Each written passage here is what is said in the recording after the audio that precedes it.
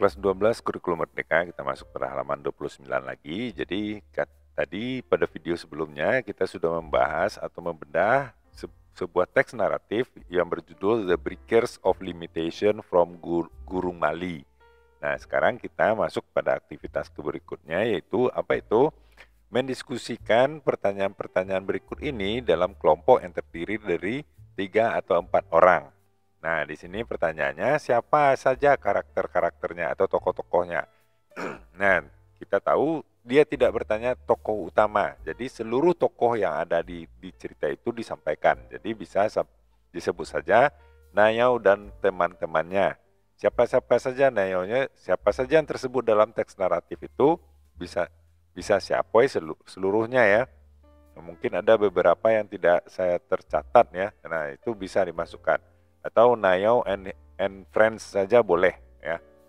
Kemudian nomor 2, kapan cerita itu terjadi ya. Jadi cerita itu terjadi suatu waktu di masa lalu ya, karena menggunakan past tense. Kemudian nomor 3, di mana lokasi atau tempat kejadian tersebut, cerita itu terjadi ya.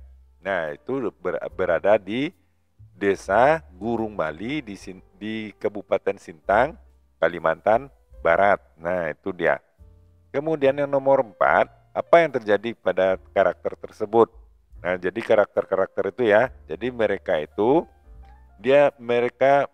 mungkin they ya. Nah, they want, mereka menginginkan keberadaan listrik di desa mereka ya. Nah, kemudian nomor 5, apa tantangan yang dihadapi ya oleh karakter pada cerita tersebut? Nah, tantangannya adalah beberapa orang tidak setuju dengan ide si karakter itu, si tokoh itu, untuk membangun pembangkit listrik tenaga air mini untuk desa mereka.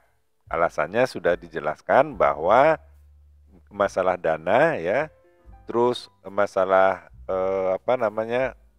bahan materialnya gimana dan sebagainya. Nah, itu dia. Kemudian nomor 6, bagaimana karakter tersebut, para karakter itu menyelesaikan masalah mereka. Nah, caranya adalah dia meyakinkan ya yang lain untuk mendukung ide dia untuk kebaikan desa mereka. Nah, itu dia. Kemudian nomor 7, bagaimana akhir cerita tersebut? Akhir ceritanya tentu saja happy ending ya, cerita itu. Jadi ini mengacu pada cerita ya.